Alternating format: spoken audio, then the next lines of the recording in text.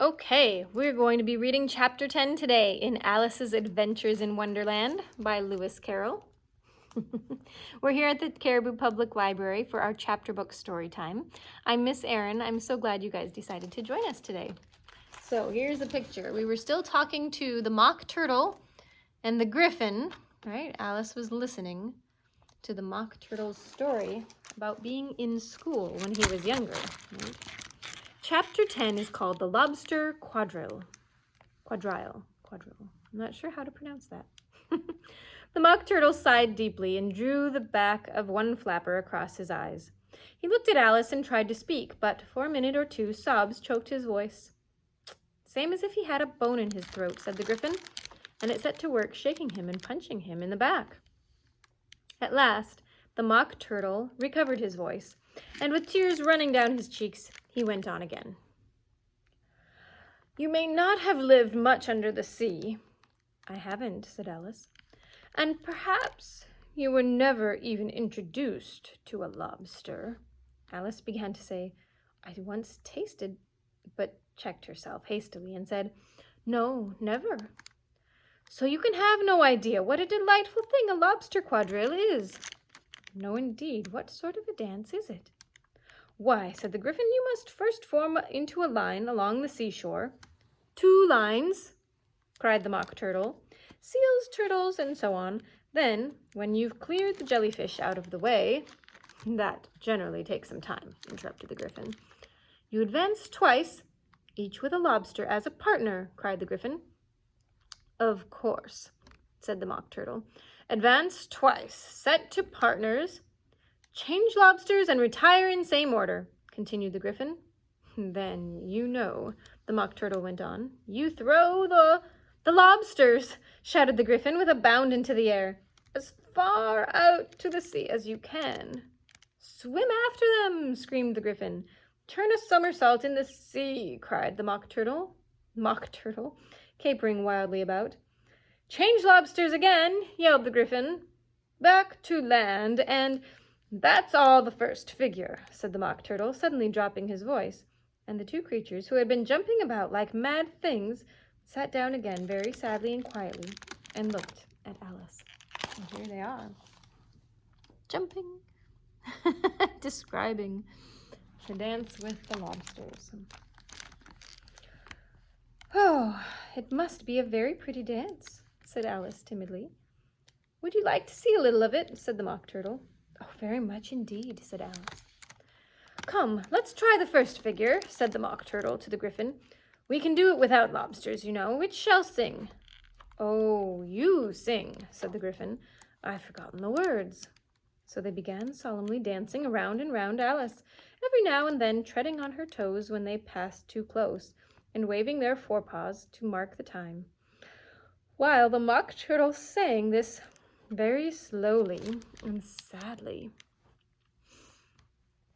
Will you walk a little faster, said a whiting to a snail.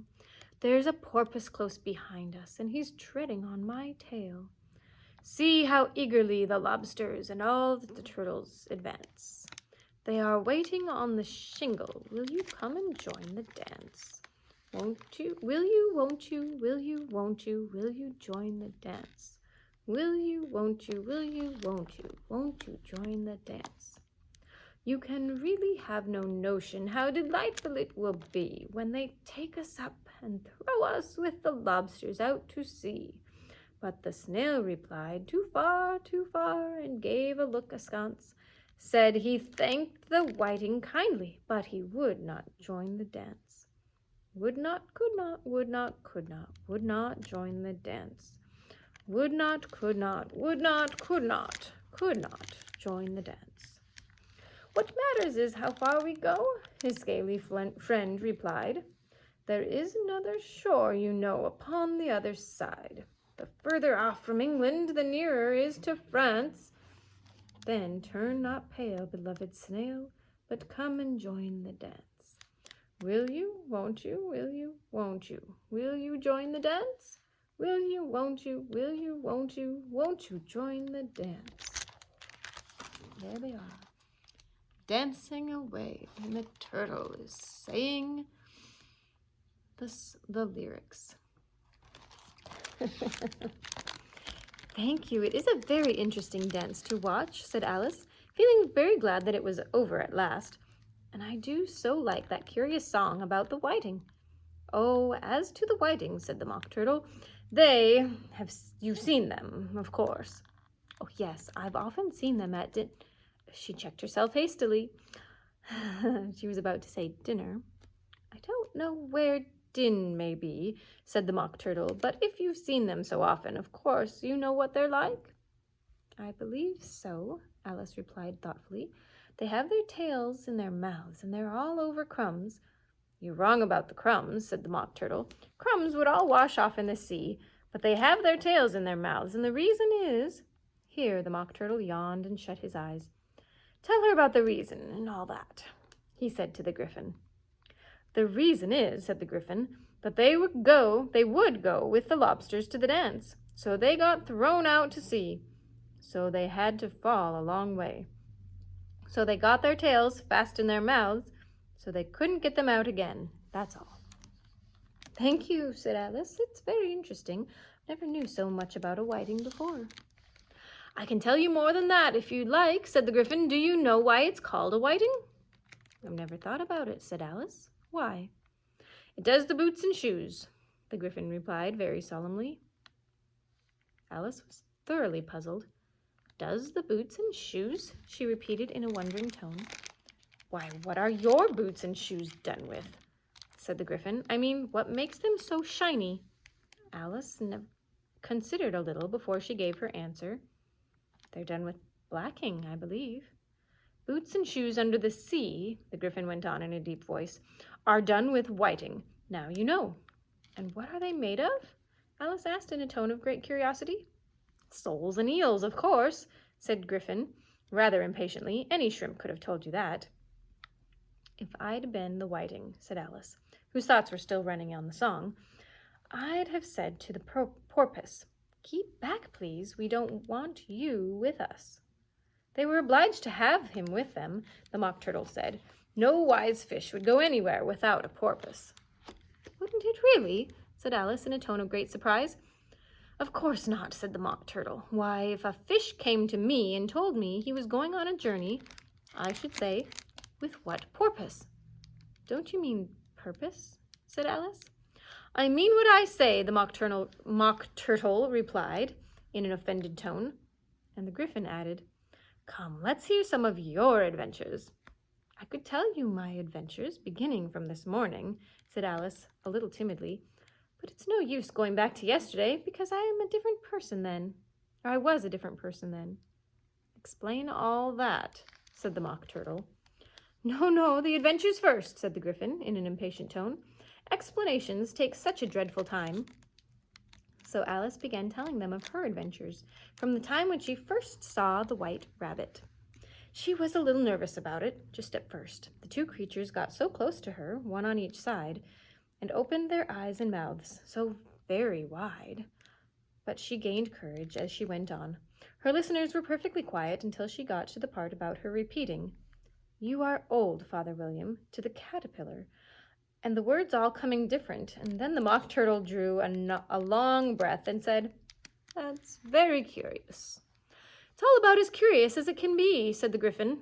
It all came different, the Mock Turtle repeated thoughtfully. I should like to hear her try and repeat something now. Tell her to begin. He looked at the Gryphon as though he thought it had some kind of authority over Alice. Stand up and repeat, "'Tis the voice of the sluggard," said the Gryphon. How the creatures order one about and make one repeat lessons, thought Alice. I might as well be at school at once. However, she got up and began to repeat it, but her head was so full of the Lobster Quadrille that she hardly knew what she was saying, and the words came very strangely indeed. Here's what she said. "'Tis the voice of the lobster. I hear him declare, You have baked me too brown, I must sugar my hair. As I duck with its eyelids, so he with his nose trims his belt and his buttons and turns out his toes. When the sands are all dry, he is gay as a lark, and will talk in contemptuous tones of the shark. But when the tide rises and sharks are around, his voice has a timid and tremulous sound. That's different from what I used to say when I was a child, said the Gryphon.